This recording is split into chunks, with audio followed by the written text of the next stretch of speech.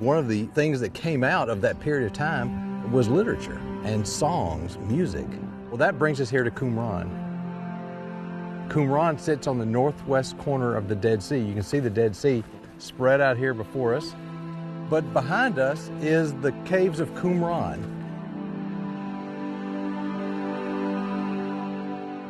You can see a couple of the caves here, and there are more caves around the corner and throughout these hills.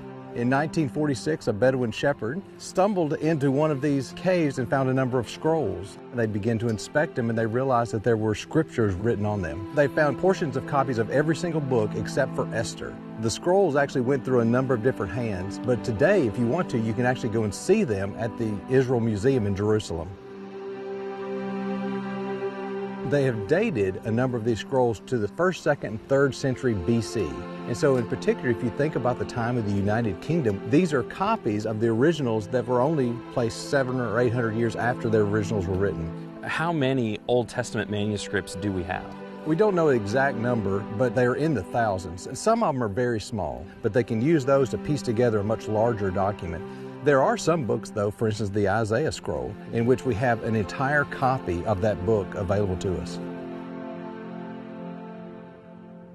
For a number of authors that we appreciate, like Plato and Aristotle, we have less than a dozen copies. However, when it comes to the Hebrew Bible, we have thousands of copies of manuscripts. And because of that, we can have an even greater confidence that what we read today when we open up our Bible is accurate to the original writings.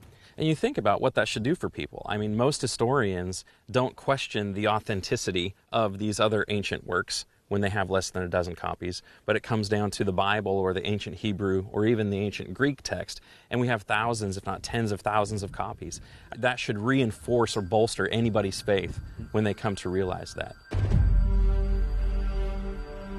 Qumran isn't a place that you would automatically think about David or Solomon or the United Monarchy, but we're told in the Bible Solomon wrote 3,000 proverbs, 1,001 songs. To go back to what does the text say, you need to have a reliable text. It's like building a house. You need to have an accurate blueprint. We can trust what we have. It's accurate, and it's accurate so many times over. And I think that's huge, especially for those of us in the West, especially for young people, college students, high school students, who in the West are being told, no, that's not a historical document, that's just a legendary document, or that's just a cultural document. The details are too specific just to be a cultural document. We find evidence in the archaeological record that fit what's in that document. We have so many copies from independent places around the globe that match. If you came to that question, can we trust the accuracy of the Bible, with an open mind, without bias, and just looked at it fairly, that you'd walk away with the conclusion, I can trust what that says. These texts were written by the Essenes. Essenes were a Jewish sect, and they lived here at Qumran. And they had particular rooms in which they wrote a number of these documents that were later stored here in the caves. You can see the different rooms. So this was someone's house. Yeah. It'd be such a stark contrast from one side to the other to be able to see the Judean hills over here, but then the Dead Sea over here. Water is vital for their survival down here. As they collected the rainwater, it would come down this little trough and it'd fall into this little bitty pool. Once the pool filled up, it would spill over into this larger cistern. In doing so, it leaves the sediment that was in the water in this smaller pool, so the water in the cistern was perfectly clean. So it was an ancient filtration system. Exactly. I think it would surprise people to see how many ritual baths and all of the water that would have required. And they would go through a ritual cleansing multiple times per day. And so the need for good, clean water was important to them. And this could be used as a community room. You can see the seating all the way around here. What this is explaining over here is this would have been for studying, and that they found a lot of oil lamps for light in this room. The oil lamps could be easily set up here on these rocks to light the entire room here. Why did the Essenes find such value in preserving these texts? Well, I think they found value for the same reasons that we find value. You look at the Song of Solomon, it's a song about the love that he has for a woman. You look at the Proverbs. How often do I open up the Proverbs if I'm having some problem in life? I can find something there that I can use today. Even Ecclesiastes, Kohelet, the preacher, where he's answering this question of, is life meaningless or not?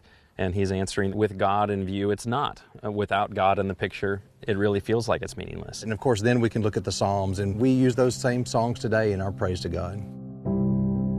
A lot of people have the misconception that the Bible's very flat. But with this poetic literature, God is trying to evoke emotions. He's trying to get an emotional response to truth. The books that we're talking about that David and Solomon contributed to are rich, and God included that kind of text, and it was preserved, and those types of writings accomplish that.